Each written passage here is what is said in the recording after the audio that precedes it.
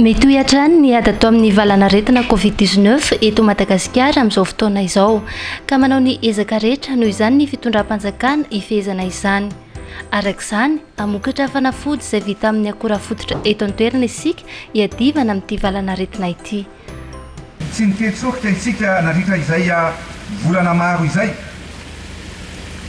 Fa zao ao anatin'ny olana sedrainy izao tontolo izao sy ny firenena no tsy maintsy mikarika sy manolotra vahaolana isika.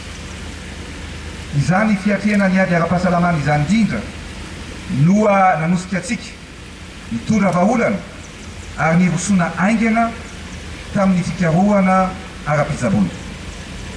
Ary Madagasikara irery no firenena aty amin'ny kontinanta afrikana no nanatanteraka andrana ara-siantifika sy fikarohana telo be izao momba ny fiasan'ny fanafody mba entina hiadivana amin'ny Covid-19.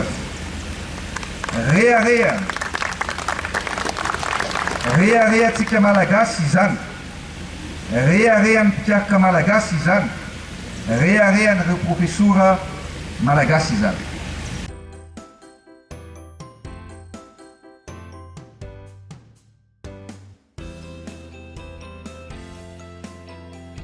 Zato miligrama ana artemisinine ny gélule iray izay singa nalaina avy amin'ny Artemisia annua. Ary ahitana ihany koa ny singa azo avy amin'ny ravitsara ao anatiny. Ny ravitsara dia zavamaniry malagasy ahafantarana ny Madagasikara sy manana ny lazany maneran-tany. Ny CVO plus dia manamafy ny hery fiarovana ary miaro amin'ny tsy mikaretina maro samihafa. Ny Artemisia dia efa voaporofo ny fahombiazany amin'ny fitsaboana amin'ny aretina maro. Anisan'izany ny tazomoka na ny paludisme efa nandritra ny 30 taona no voaporofo izany. Efa nahazo ny prix Nobel de la santé ny fikarohana natao tamin'izany tamin'ny taona 2010. Ampiasaina edina amin'ny aretina dengue sy ny bilharziose ny CVO plus. Manamaivana sy manasitrana ny aretina hafa tahaka ny areti-kibo. Manamaivana ihany koa ny fanaitaina ny vehivavy rehefa fadi-bolana. Marobe ny vokatsoa azo avy amin'ny CVO plus izay tsy voatanisa eto. Ny famolavolana ny CVO plus dia notanterahana manaraka ny antanatohatra rehetra ary manaraka amin'ny fenitra iraisam-pirenena.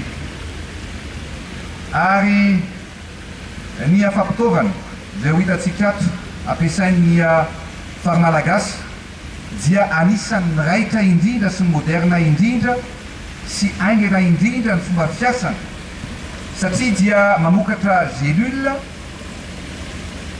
22 500 isa-minitra na 500 sy 2,000 sy 2 alina isa-minitra na 1 350 000 na 10 alina sy 3 hetsy sy 1 tapitrisa isan'ora na 2 tapitrisa isaky ny 720 ora na 32 000 gélules par jour.